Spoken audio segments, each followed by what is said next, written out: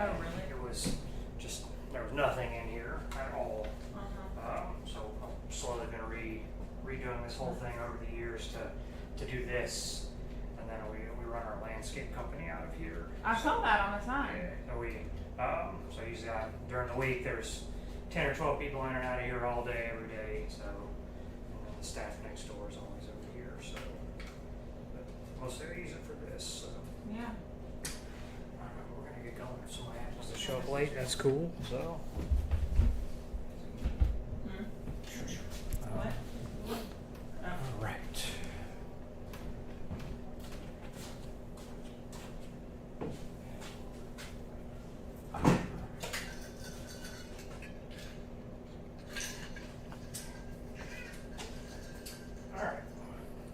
So my goal today is to teach you all the things about soil and make you rethink about what goes into soil.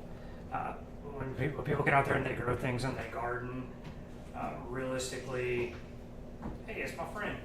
It doesn't really work. I can't be on time or ever. So, when it comes to like soil, when we're growing or planting things, it's kind of the afterthought for most people. Most people think like, oh, I'm going to get these nice looking plants, I'm going to put them in some dirt, and I'm going to grow things. At the end of the day, like the soil is the absolute most important part, and it gets the least attention. Yeah. When it should get the most attention. Old timer or some old timers always tell you that you can put a $1 plant in a $10 hole and be successful versus putting a $10 plant in a $1 hole, or whatever dollar amount they want to put to it. And there is really truth to that. I've trialed this extensively over the past 5 years in our own gardens, like just really seeing what focusing on soil first does, and it will definitely make you more successful. So my goal is today is to talk about the components of soil, what goes into it, things that you can do, and how to like really just look at soil and know what you have. So the thing that people don't realize is soil, just like us, is a living thing. It's an ecosystem. So when we look like out at home, we see like wildlife, we see ourselves, soil, air, water. All those things happen below the soil, kind of in the same manner. It just doesn't look the same, and oftentimes the living things in the soil aren't really visible to us as people, and so they're an afterthought. So everything that we do in soil has to be kind of conscious. We're essentially stewards of the soil, making additions, changes to help kind of bolster that so that we can get what we want out of it. So understanding soil, understanding fertilization, plant health, what kind of soil to buy, what the differences are is kind of where we're targeting today. And then overall, if you already have soil, what you can do to improve it. So soil is made of several things. We have to understand what goes into it. The majority of soil is made out of like mineral content. So we need minerals. Minerals are nutrients. They're essentially vitamins. If we don't have those, then plants can't ideally be healthy. It's kind of like us. If we eat a bunch of junk food all the time, then we're going to be missing essential nutrients. And without those essential nutrients in the soil, our plants don't have access to those, so they can't actually be healthy. And if they're not healthy, what might happen? They'll die. They'll die, or they might get diseased. They might become targets for parasites or pests. So if you think about plants very similar to ourselves, they need a lot of the same things. They need to be healthy. And it's hard to tell because it looks the same, whether it's unhealthy sometimes or it's missing a vital nutrient or mineral as if it had it. We can't really see the difference. The plant can't tell us until sometimes it's too late, or we see the signs and then the plant is already extremely stressed. And then we're trying to backtrack and kind of make it healthy again. So we need organic matter. So organic matter essentially is what is going to help keep the soil living. Organic matter breaks down It's what helps feed microbes in the soil. We need all those living creatures, which we'll talk about each one a little farther down. We need water. Obviously, without water, if soil dictates how much water holds, it dictates whether the water goes through it too fast and there is no water available to plants. So we have to understand consistency of soil so that we can understand water. One that most people don't think about is air. Plant roots and soil need oxygen. Without oxygen, microbes can't continue to break things down, roots can't breathe, and then they can suffocate. So having the wrong soil consistency can make water hold too much in it. So as we talk about clay soil in a little bit, clay soil tends to not have a lot of oxygen in it because the water holds in it very excessively sometimes. So ideally, all this needs to be somewhat balanced. We're trying to find that right balance so that our soil stays healthy and our plants stay healthy. So there's essentially 3 types of particles it's important to understand so that we can understand soil. That's sand, silt, and clay. So we're ideally shooting for a mixture of these. We don't want to have all sand. Sand is actually the largest particle of the 3. And when you have large particles, and say they're all round and they're touching each other and they're large, you're going to have larger gaps in between those particles. And if there's lots more room for air and like gaps in there, what's going to run through sand very quickly? Water. It's not going to have water holding capabilities, so are most plants going to really thrive in sand? Probably not. Not the things that we want to plant. Doesn't mean there are things that won't grow in sand, but most vegetable gardens, fruits, landscape plants, flowers, they're not going to thrive in sand. Silt is going to be smoother. It's going to be kind of in the middle, a medium particle size. It's going to hold a little bit of moisture, but it can also compact down. Lastly, we have clay, which is what we here know the most of because it's what our native soil here is primarily made of. Clay has the smallest particles, and so when you look at that, it doesn't have a lot of room for water, and that's why when you look at heavy rains, we get a lot of runoff here because there's not a lot of room for water to soak in, and then when it does, that clay stays really sticky and wet, and it holds moisture for a really long time. So at the same time, we don't want to hold too much moisture in our soil because too much moisture can lead to fungal issues, root rot. So what we're doing is we're really looking for a balance here. We're looking for a sandy loam texture. So sandy loam is ideally going to be about 40% sand, 40% silt, 20% clay. This is going to help you improve drainage. It's going to actually hold nutrients. It's going to have a nice structure to it. So not too loose, not too dense. And then it's also going to encourage healthy roots. If you have too much clay, it's hard for roots to impact and grow very easily through it. If it's too sandy, the roots can't get enough moisture in order to be able to grow. Silt kind of falls in the middle. So we're looking for a little bit of everything. As you can see, each one brings a positive quality to a mixture. So to me, this is one of the most important things that we're going to talk about today, and that's really the soil food web. The soil is alive. It's a living thing, and healthy soil contains billions of microorganisms. They say that there's, I don't remember the exact numerical quantity, but there's millions or billions of microbes in a teaspoon of soil, and there is truth to that. So those microorganisms are what keeps the soil healthy and keeps it moving along. It's what helps break down larger particles like mulch. It's what certain microbes can help plants get nutrients and food. They can help increase water retention or access to water for plants. So we have to really understand the function of these microbes, and we have to be focused because depending on what we're doing with the soil, what we're adding to it, we might be benefiting those microbes and we might not.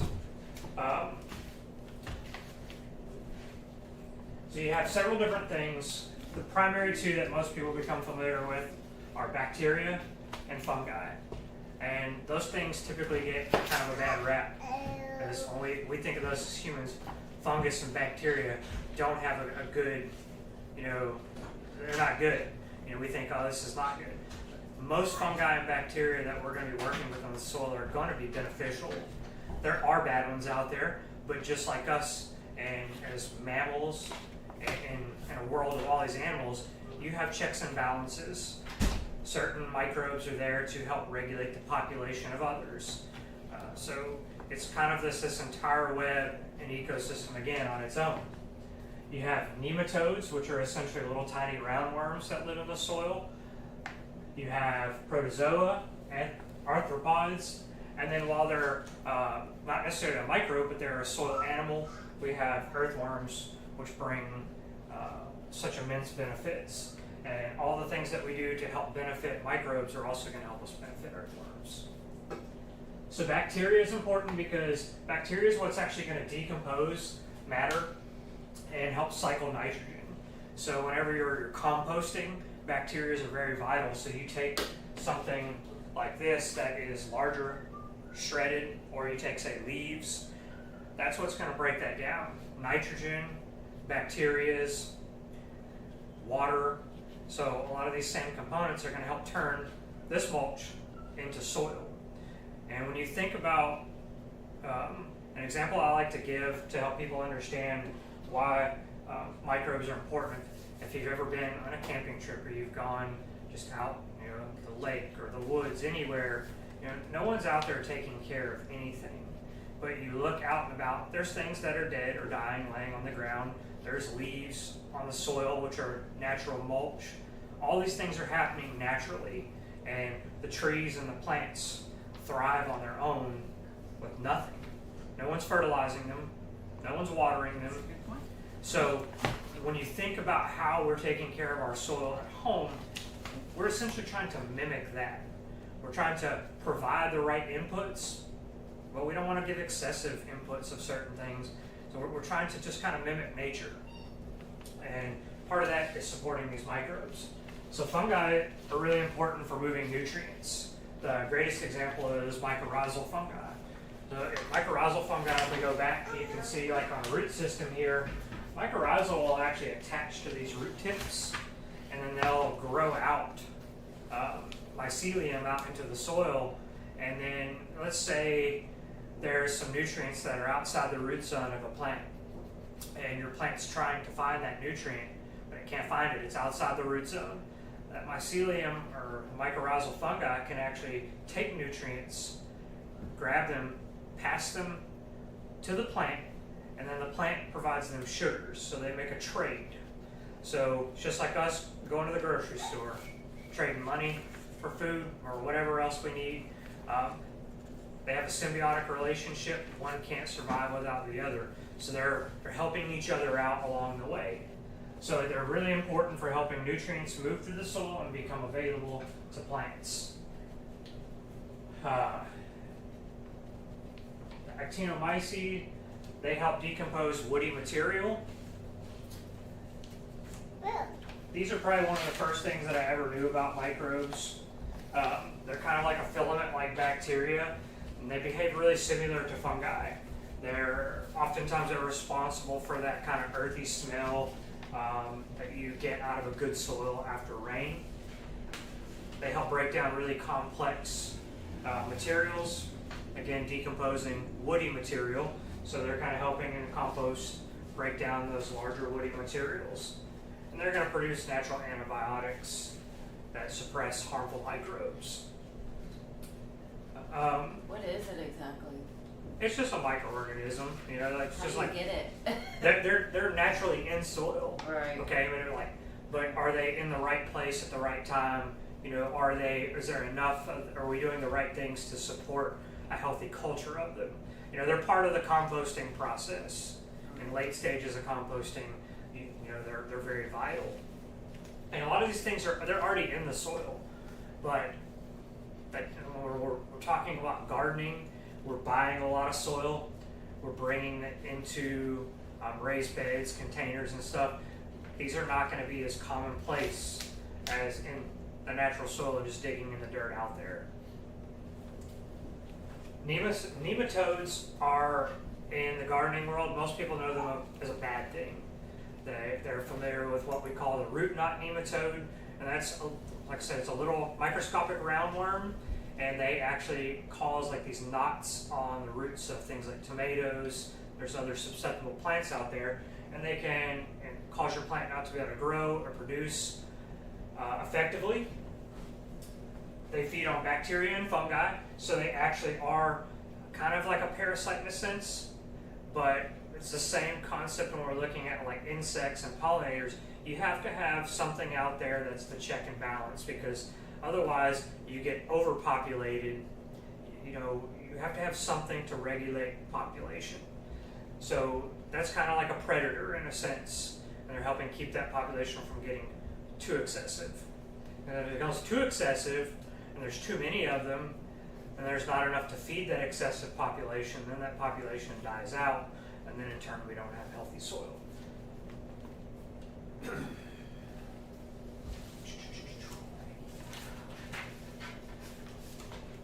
Next we have protozoa. Protozoas are essentially single-cell organisms that feed on bacteria. So kind of like the nematode is helping regulate the population of fungi, protozoas are helping regulate the population of good bacteria in the soil. They also help us cycle and release nitrogen when consuming bacteria. Arthropods. Arthropods are essentially little microorganisms. So they can be like mites, little tiny insects, springtails. They help us shred and break down organic matter in the soil. So they're kind of a soil animal in a sense. They're helping us just basically process larger particles. Lastly, we have earthworms. Earthworms feed on things in the soil. They crawl through the soil, they tunnel, so they're natural aerators. And when we talked about how oxygen is important, they're helping us provide oxygen and aeration. And at the same time, as they live their life in the soil, just like any other animal out there, they excrete waste, and worm castings are incredibly nutrient dense. Good screened worm castings, they look like soil. I don't have a sample of those up here today, but so you have an aerator and you have a feeder constantly in your soil, and the higher quality your soil is, the more earthworm presence that you're going to see. So qualities of good soil are important. So when we're looking at like our existing soil or where we're starting out, we've got to look at these components. We need good drainage. So we want moisture retention, but we don't want too much. We don't want soggy roots. We don't want damp soil, because that can lead to plants dampening off, where they kind of just look like they got pinched at the base. That's from being too wet. We want it to have a crumbly structure. I always tell people, whenever you're starting out your season and you're prepping, you want to take a good handful of your existing soil, just kind of squeeze it and see what happens with it when you let go of it. Does it hold together? Does it clump like into a ball? Does it just immediately just disintegrate apart? Or does it kind of lightly crumble apart? We're looking for that crumbly texture. We want a little bit of holding, but not too much. And that's going to help us know that we have a good soil consistency. And if we don't, then we can look at different ways that we can change that consistency, whether we add more drainage amendments, whether we add, if it's too loose and it's just falling apart, maybe we need more organic matter to make it more dense and more crumbly. You're typically looking for a dark color. A dark color, a natural dark color, is going to come from a microbially active soil. It means it's going to have been well composted. If you get a soil that's like very, very light in color, it may not be much life in that soil. It might not be ready to plant. We'll talk a little bit about that as a common mistake here in a little bit. Good soil should smell. It should have an earthy smell, just like compost doesn't always smell good. You've got to have that earthy smell to it. And active life, which we can't see active life. Sometimes you can find mycelium in the soil as you're digging, kind of that white webby structure in there. But we've got to have an active soil in order to keep it healthy. So, depending on how our soil is looking, You know, we don't really know what's in it unless we can look at structure and how it falls apart and the consistency of it. But good soil also has to have nutrients. And if we don't know what nutrients are in there when we start, or if we don't check on a fairly regular basis, and by regular basis I say maybe once a year, and we really don't know what we're adding, and we're going in blind. And what happens when we go in blind, we add nutrients to the soil, and we think we're doing the right thing, but we can be building up excessive amounts of certain nutrients. And if we build up excessive amounts of some nutrients, we can actually prohibit the plant from being able to access other nutrients. A good example of this is our native soil here. If you get a soil test, you go out and you dig in the yard, you send off a soil test, a lot of times it's going to come back very elevated in phosphorus, which is your middle number on all your fertilizer analysis. And if you have a lot of phosphorus and you're continually adding more and more and more, a good application of phosphorus could take a long time to be used up, whereas our first number, nitrogen, everything is using it to break down, everything is using it to grow, essentially. So it's used up very, very quickly. So you have to be kind of careful, and that's why testing your soil, even with just a simple home test kit, is going to get you an idea of where to start. More importantly, it's going to tell you your pH, because without pH being in the right range for what you're growing, you can have all the nutrients you want in there, but the plant might not be able to access it if the pH is not optimal. It's like a plant trying to absorb a brick. If you're trying to grow a neutral to a slightly acidic loving plant, which is most vegetables, and you have really alkaline soil, we can have all the nutrients the plant needs, but it's just like, hey, I can't do anything with this. That could be simply because of pH. And you're like, and you don't know what's going on from a visual, so you're just adding what you think. In turn, you're not doing anything, all because this invisible thing we can't see isn't right. So I always recommend start off, test your pH at minimum, so you know where you stand. We're shooting for the 6 to 7 range. That's slightly acidic to neutral. Almost all of your plants that we grow as home gardeners are going to fall in that range. Some of your more acid-loving things like blueberries can get down to like 4.5, 5. They're going to like more acidic soil than others.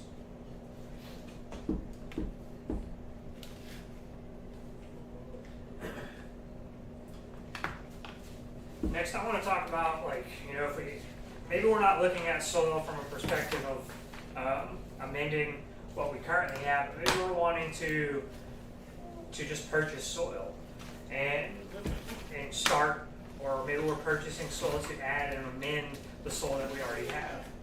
That really comes down to a somewhat complicated choice. There are so many soils out there, and they are not all created equal. And you can find any concoction or somebody telling you that every single soil out there can make you successful. And that's not wrong, but it's truly about understanding what qualities that soil or a soil type amendment is going to bring to the table. So you have obviously different classifications of soil. You have potting mix, which is obviously going to be for containers. So it has a lot of the same ingredients that you might find in garden soil, but it's going to have more ingredients. It's going to have amendments to help with drainage, to help keep things from getting compacted.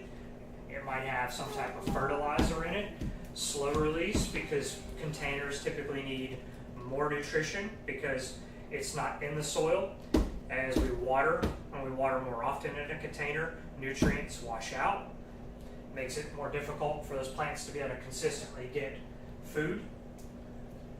We'll get done with this slide. We'll look at some of the samples I have. Raised bed mixes. Raised bed mixes are going to kind of fall in between a potting mix and a garden soil. They're going to have a little bit of drainage amendments because essentially our raised beds are almost like a giant container, but most of them are going to have access to the native soil at the bottom, depending on where and how we put them. But they're going to have a lot of those drainage amendments in there because we don't want compaction in our raised beds. Most likely we chose to grow in a raised bed because our native soil, or trying to grow in the ground, is going to be more challenging because of compaction and more clay soil. garden soil is essentially there to amend native soil. So it's going to be primarily made up of compost and maybe some organic matter, maybe some aged forest products or aged bark products. And it's going to help us kind of open up and relieve some of the compaction, but it's not going to have all the fancy drainage amendments like vermiculite, perlite, or maybe expanded shell. Now some of them do. You can find something of all different types of quality out there. Topsoil is essentially like, it's from the top of kind of the earth. Topsoil, it does not hold a lot of nutrients. It's not one that we typically use in a garden setting. Topsoil is good for filling in areas. It can be used to add some structure to the soil, but it's not the most ideal choice for growing a vegetable garden. And when we look at the samples here in a second, you'll be able to see why. Lastly, we have compost. Compost is essentially a source of food. It's organic matter that's been broken down, and we're introducing everything that the microbes broke down back into the soil to help feed the native soil, the native microbe population, and helping keep that soil living. Compost is slow release, so it's full of nutrients, and a lot of times we'll just add that to the top of our beds, kind of as a top dressing. And that's one of the easy ways that you can support good soil by not tilling and compost top dressing, because as it breaks down, just like in a container, water moves through it, the nutrients flow through the rest of the soil as they work their way downwards. So I have a bunch of soils up here, and I'm going to kind of y'all can see the difference in these. So if we're starting seeds, there's different types of mixes. Seeds want very airy, loose soil. You can fill these if you want. You don't want to get your hands dirty, but they have, it's very, very light. Oxygen's going to get in there really, really easily. This is a potting soil. This is like a seed starting. Seed? So it is a potting soil because we are going to be putting it in a container, but this one is very specific. You don't want any like bark or big pieces when you're starting seeds, because a little seedling with a tender roots, they hit a large piece and it can kind of shock them, it can kind of stunt them a little bit. So a good screened mix, super fine, it's going to hold moisture, it's going to swell up, but it's going to allow, again, air and water easy access, and roots can grow right through it real simple. So it's a great choice. You'll see the difference there. When you look at like a traditional potting mix, this is going to have a different consistency. This is more compost based. You have a little bit of bark material in there, small, shredded. The little rocks in this one are expanded shell. This helps keep it from compacting. And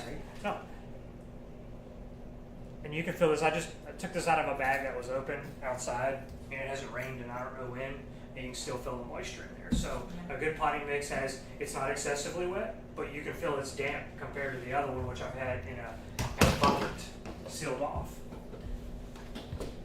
Now, the primary ingredient in that potting mix that we just looked at is leaf mold compost. So this is essentially where the primary mix came from, and that's just from compost, from a very high quality compost made from leaves that have been broken down over a long period of time. This is another potting soil? This is just compost. Oh, this is just compost. So a good quality potting mix, or even a good quality garden soil, a lot of times is going to have a very heavy compost base. You can look at, I don't have a sample like a peat moss. One of the other ingredients in that particular potting mix was composted coco coir, so coconut husks. It does a really, really good job of holding moisture, aerating, and you can see if you fill that one's got that moisture, so that's where a lot of this moisture holding capabilities are coming from. So as a component, this one will never dry out completely. I mean, it'll dry out, but it won't shrink or compact like peat moss. And that's why you see a lot of like soil companies going to this, because coco coir is sustainable. That's a compost too? This is, yes. Okay. Coconut husks are far more sustainable. You can keep growing those. Peat is not very ecologically friendly because it grows on a bog, and gets very expensive, and if it dries out here in this very, very hot climate we have and gets completely dry, if you've ever bought a nursery pot or a plant from somewhere and you pull it out and the soil on top is all crusty and hard, that has a lot of peat in it, and it's dried out and now it won't accept water. So you're trying to water it and water it and water it, and the plant just gets droopy super fast. So it's got a lot of peat moss in there and it needs to be soaked. So certain ingredients in these products can make a huge difference. Now from a garden soil perspective, we can have something that's a little more chunky. This has some bark in it, and that's okay. We can use this to amend the soil. I can use this in ground. I use this a lot in raised beds. That's primarily what it's for. It does a very good job of holding enough moisture, good drainage. It's not the most nutrient dense option that I have, but it's a good base to start out with. Now if we look like a topsoil is very, very light in color. Not a lot of nutrients in here. You can tell the difference. Like it's very just like sandy. Sometimes it'll be kind of clumpy. It's not something, if you think about if this got really, really wet, it would probably just hold a lot of water and it's going to stay too saturated. This is like good for filling holes and Okay. you know, yard use and stuff, but not, and people do use it in a garden, don't get me wrong, but it's definitely not the best choice. It's cheap, and that's why a lot of people are going to be attracted to it.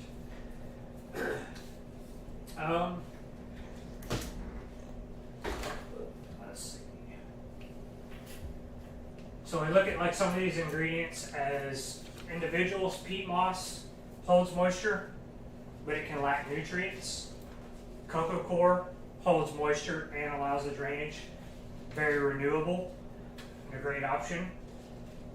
Two that people are really familiar with are perlite, vermiculite. Perlite improves drainage.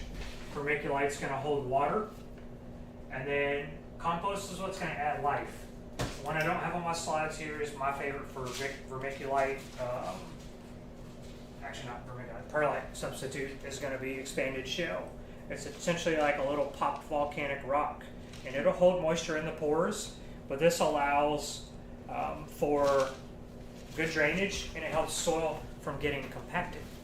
So you'll find this in like good quality potting mixes sometimes now. It's becoming very, very popular because it gives you long lasting drainage and moisture retention because it doesn't break down. If you ever bought like vermiculite or perlite, it looks like styrofoam, you can squeeze it with your fingers and it just disintegrates.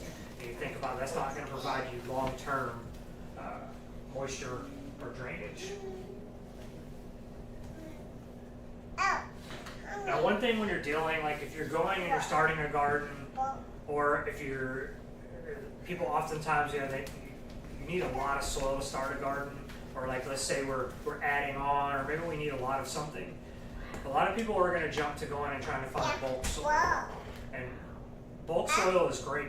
There's nothing wrong with bulk soil, but the problem arises when people buy bulk soil. Most places, specifically around here, they have a decent product, but it's not ready yet.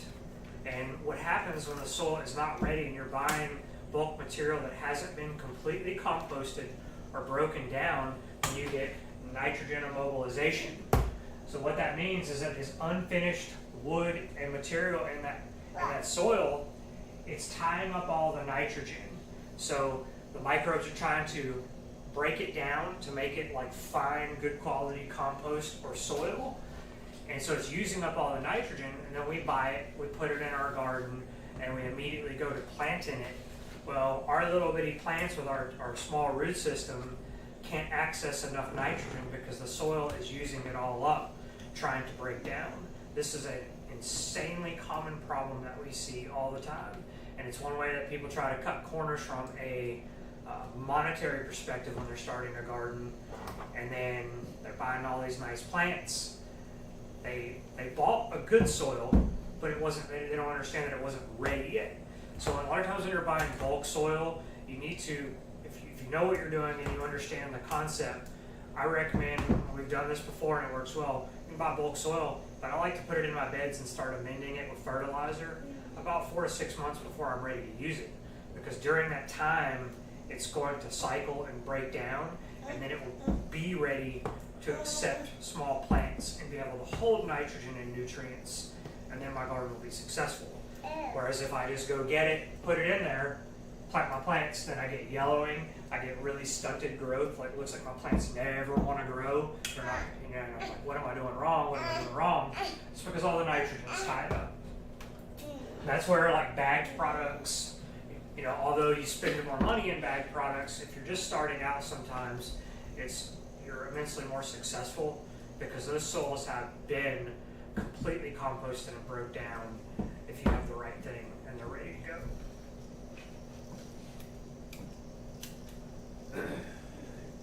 You know, ways that we can prevent, we've got to, and because we're putting heavy feeding plants into our soil all the time, we have to understand that we as growers are going to have to provide some inputs, because as I gave the forest example, we don't have leaves that are dropping and breaking down. All those things that are happening naturally, they're not happening necessarily in the home garden. So we have to add compost, whether it's purchased or we have our own compost pile. Adding that to the top layer once or twice a year. Top dressing, helping keep the soil living. Fertilization. Fertilization is really, really important. We can add fertilization, but we need to use like a slow release organic source. Ideally something that has other components in it. It's not just about the nutrients for the plants. It's about, is there something in there to feed the microbes? Microbes often eat sugars. So good quality organics, a lot of times will have molasses and other particulars that plants can, or microorganisms can feed on. And again, if we are getting bulk soil, planting ahead, letting our soil age before we actually plant it if we're getting bulk material. Soil, being that it's a living thing, making changes and getting it to where it's like somewhat self-sustaining, it's not an overnight thing. It's a slow process. A great example that I wish I could get every customer of mine to understand, because I deal with a lot of people that love the yard, they love the grass. They want the grass to be weed free. They want the grass to be lush. But all they're worried about is the grass. They're not worried about what's underneath. And so supporting that is how they could be successful in getting what they want long term. But instead, people often take the Band-Aid approach. They're providing all these inputs, but they're not actually supporting the soil. So in order to do that, we've got to add compost yearly. I mentioned that already. Once or twice a year, add compost. In a garden setting, not everybody mulches. Mulching, whether you get like a good composted or good shredded mulch, not big chunks. Shredded mulch like this, that's like going to break down, it's finer.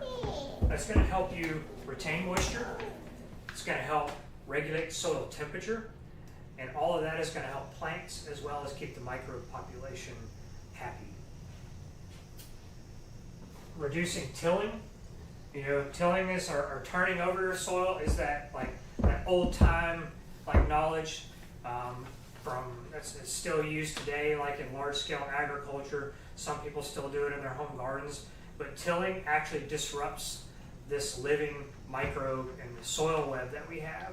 And I talked about like all the mycelium. If we get out there with a mechanical tiller or we're totally turning over our beds every season, then we're destroying that ecosystem that we've supported or tried to build. And in the long term, that leads to continual soil problems. Our soil never actually gets any better.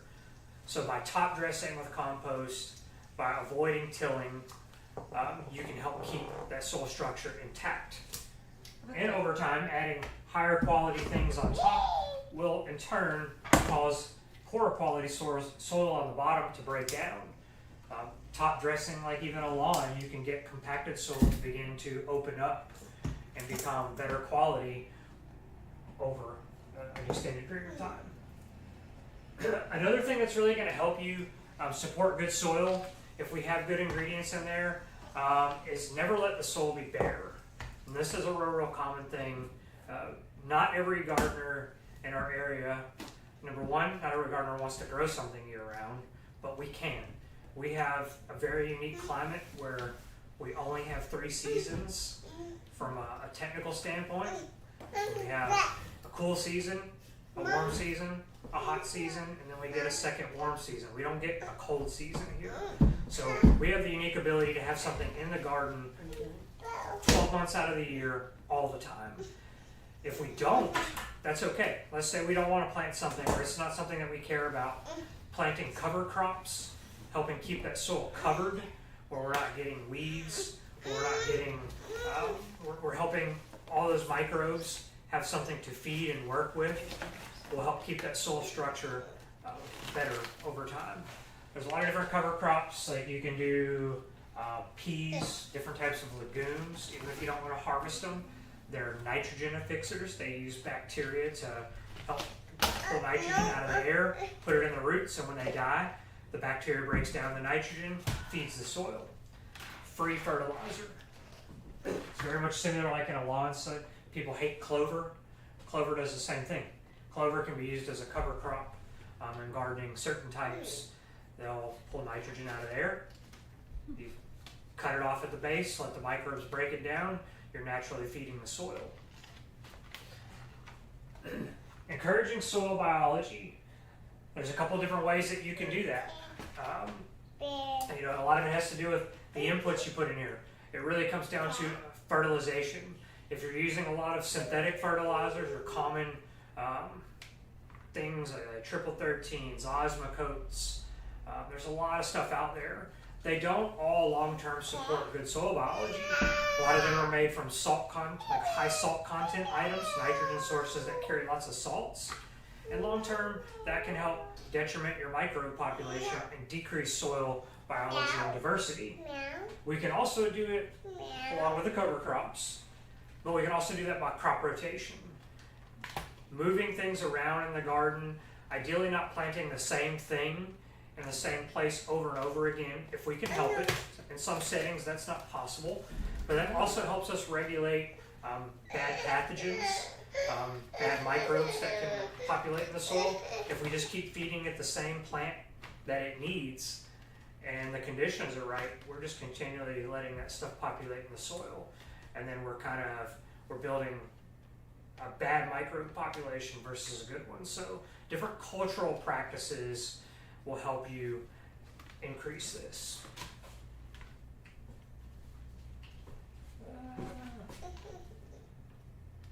It's kind of the final takeaway, you know, gardening, you know, as I mentioned in the beginning, soil is where you have to start. You have to be very soil focused, and it takes time to understand. Each one of us in this room can have different soil. So there's no like magic approach that's just going to make it work for everybody. It's just taking the time to get out there and look. And one of the biggest things I encourage people is just to observe. Spend more time observing what's happening in the garden and observing which beds are doing well and which ones aren't. Maybe looking at the differences in soil, sunlight, water retention, instead of throwing things in. That's one of the things that have helped me become the most successful over the past 4 or 5 years. I spend more time just looking and less doing. And you'll really learn a lot about your setting, your environment, and how you can make changes to the soil to see what will happen. Living soil, so being microbe focused, making sure you understand what's going into it, supporting it, ideally with natural ingredients, natural fertilizers will help you improve that. It'll help make the soil nutrient dense. Like synthetic fertilizers, oftentimes, if you really start looking at ingredients of products, it's kind of just like looking at food that we're buying. You know, do I know what this is that's in here? Nutrients. You can look at something that has like triple 13 has like 7 minerals or nutrients in it. We can look at this guy. This has 100. A lot of plants need 100 minerals and nutrients to be truthfully healthy. So there's a lot that, depending on what we're utilizing, it's not only supporting soil health, but it's supporting our plants. Again, if you're not sure how your soil is doing, like with microbes, you can inoculate it. There's different things out there you can get that have microbes. So this is just like essentially microbes built into these little granules. You get out there, you water them in, they're going to start kind of Sometimes they'll start molding. The fungal microbes will start kind of growing a little bit of mold on them, and they're going to start cultivating in the soil. And you have things that will feed microbes like humic acids, molasses, like just horticultural molasses. You can buy like a jug of horticultural molasses. You can mix it in a watering can, and you're literally putting sugar into your soil. It's actually really good for reducing fire ant populations in pots and raised beds. But it also increases the microbial life because you're providing high quality sugars which they need to feed on. Lastly, drainage. As we know, we're moving into the rainy season. We're forecasted right now for rain for multiple days. You know, that could be this much rain or it could be a monsoon. We never know. If we don't have soil that supports good drainage, then our plants are going to sit in wet soil. They're not going to thrive. The soil becomes anaerobic, meaning it no longer has oxygen. The microbes can't survive in it. Our soil gets compacted from the weight of the water, and then everything just kind of doesn't really thrive. So just making sure, you know, checking your soil structure consistently is really important. And that's it. What questions do we have today? How do you know where? Oh, you go first. So like, if it does rain a lot and like you check it and it's not good, how do you like fix it? So if it's not good over time, you know, it will take some physical work, but it also has to depend on where you are. You know, if you got a bunch of plants planted in there, obviously we can't just churn it up and work it. A couple of things that I do is before I ever get planting, and I make sure I have this process going every season. Aerating the soil a little bit, hand tools, just kind of, you know, I'm not in there just churning it up because, again, as I mentioned, I'm not trying to disturb the soil like vigorously, but I'll aerate my soil. When I get done with my season, the expanded shell is my go-to. If I have a lot of compaction, if it's staying too clumpy, holding too much moisture, I'm going to add drainage amendments in there. And that I will have to work in because I need that, like in a raised bed I might need it deeper depending on what I start with. Also, adding compost, top dressing with compost long term will help you improve your drainage. So there's kind of a couple things that you can do, but again, it just depends. You know, if you've got a bare bed, you know, you have time. You know, you can soak it down with a water hose and see how long does it hold water. You know, don't be afraid to do something silly like that and just really see what's happening with the soil before you throw things in. You know, if you're not, it's one of those things that if it is holding too much water, then be mindful. Don't water. The little garden I have back here has to be watered probably at least twice as often as the one I have at home. The one I have at home has more natural shade, so I watered yesterday for the first time in a week. You know, there's enough moisture in there. The plants aren't wilting. They're still growing. They're looking happy. So kind of understanding that soil, putting your hands in the dirt before you as the gardener supply water because we know plants need water. So if your soil does have a lot of water holding capabilities, check it. Don't provide, because sometimes the amount of rain we're going to get is going to be your primary, and that water is better than anything else you can give it. So just trial and error sometimes. Yeah, I mean, and again, it's just kind of like I have two gardens. You know, not everybody has that, but they're totally different, completely different. They have the same soil in them. They get fertilized the same way, but Mother Nature and what's around.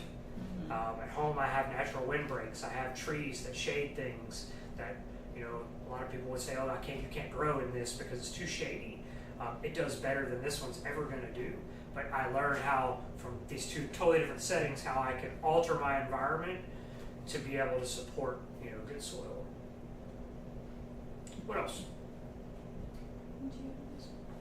It might be a whole nother class, but how much do you think, like, if you're doing containers or pots, that affects things? As far as like soil, Mm-hmm. it's in a container, it's the absolutely most important thing.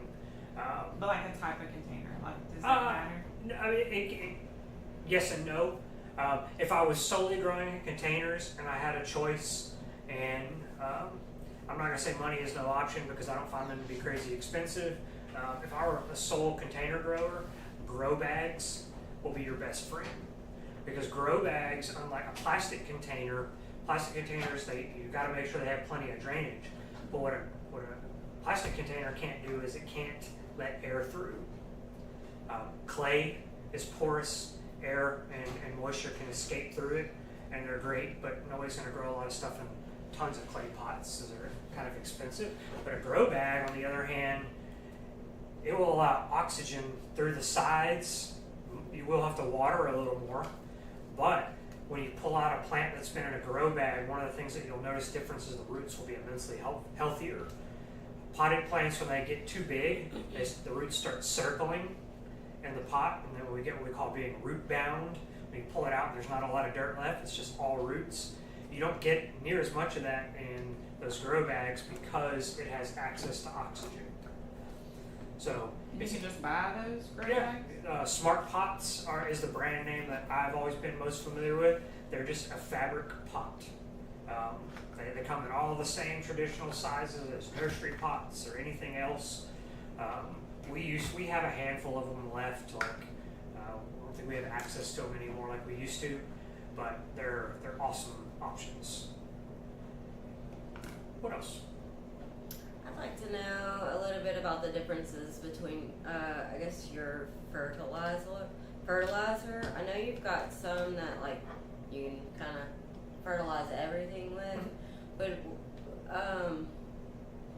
is it important sometimes to use different ones for different things? I mean, it could be. It just really depends on your end goal. You know, I'm going to use not a non garden example, but like when you go to the store and you look at fertilizers, you know, you oftentimes see, like I could go to my store now and I can find rose fertilizer. I can find like garden fertilizer, vegetable fertilizer. I can also find like plumeria or hibiscus. There are some instances where certain things don't like certain ingredients, or they don't use a lot of. Like hibiscus don't like a high middle number in your fertilizer. They're all low. They don't like a lot of acid, and phosphorus helps contribute more to acidic soils over time. They don't like that. Whereas like a plumeria or a crepe myrtle or like maybe a vegetable fertilizer, it's going to have a higher middle number because it's promoting more blooms, more fruit, more flowers. So yes, there are times whenever it might be useful, but you know, they're really true. There is no like band-aid approach for fertilization. I kind of treat it like that in a sense because I have to. You know, I realize I don't have a lot of time. I don't test my soil. I know that I should, but I don't have time. I'm doing this. I'm at work all the time. So, but if I tested my soil and I didn't need one of these nutrients, then I'm not going to put it. I'm not going to supply it. But I am going to always try to choose like a natural source that's going to be slow release, that's going to provide long-term nutrients into the soil, and make sure that I have something that's rich in minerals and such. But it's for most general purpose, like something like this or a microlife or whatever else you find out there, slow release organic gets the job done for most people without being, as long as you're not overdoing it. You know, I do this like maybe 2-3 times a year maximum, and that's it. You know, I'm not doing this like every 2 weeks or anything like that. You think I would use something different for like my blueberries because they need an acidic soil? So what they need something that has sulfur in it. Sulfur is what makes soil go from alkaline to acidic. So a rose fertilizer or any kind of like acid-loving plant fertilizer is typically what people recommend for blueberries because it has that sulfur content in it and it's going to help change the pH. Right. But at the same time, as mentioned earlier, if you don't know what your pH is, putting more sulfur in there, making it more acidic than the plant can handle, doesn't mean that it's going to make better blueberries. So, you know, it's a lot of work. It can be. I mean, it depends on how much you want to get into it. Right. Soil tests, keeping one of the little home test kits, usually it'll last me like a couple of years at minimum. But having those around are really useful because it's not a bad idea to check every once in a while, see where you're at, at least once a year. Because you're not just throwing stuff in there. And that comes from like years and years of people like coming in and buying like lime for their garden lime and just throwing garden lime in there. Well, naturally, yes, our soil is somewhat acidic, but in most soil tests, we're slightly acidic to neutral, so we're right where we need to be. So by adding lime, we're making it more alkaline. And that change doesn't happen overnight. It takes a long period of time, 4, 5, 6 months, for that to really work because the microbes in the soil have to break that down and the pH changes over time. So while we might not be affecting or making a change right then, we could be making a pH change that detriments our fall garden, next spring, whatever it is. So, I think it is important to know, like pH to me is the most important thing to test for. Mm-hmm. Any other questions? Doesn't have to be about this topic. If you got other questions, I'm open ears. So. I have a question. I'm about to build a large composting area. It's like the 3x3 foot by 3 separate ones. Multi-bin. And I'm really confused on kind of because I haven't really successfully done it creating compost. So I know you have to do like layers. You want to keep it moist, but like, is there certain things that you would put in? It's mostly like you need browns. Browns, greens. Browns and greens. Browns are like your carbons. Greens are kind of like your fuel.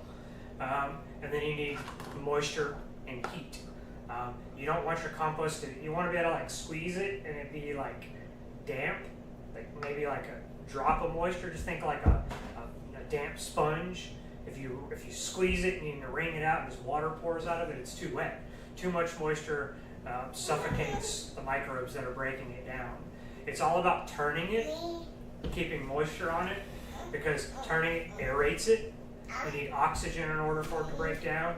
And then, you have to, like you're saying, you need that kind of bin system because the mistake people make, they keep putting stuff on top of it. Yeah. And then the compost is never ready. Whereas you start off with one bin, when it starts getting to the kind of the middle stage, you move it. Then you're putting in all your new stuff in this bin, and then you have your final stage compost. So you're kind of turning it over as it gets to each stage, so that you always have usable compost on the end and non-usable fresh stuff over here. So it's just kind of a stair-step approach. But I mean, really, it's just getting that balance of greens and browns right, and not overdoing it. I mean, like right now I have a lot of oak leaves. Yeah. That's like I could use, and all that cutting back and everything. Leaves are really, really, really good for that. They take a long time to break down, but leaf mold compost, like I have up here, is one of the best that you can have. The leaf mold. Yep. She's very. Where'd you get her chair? My stepsister put Amazon here. So The that's a only good thing I idea. don't like about it is the way she's sitting. Yeah.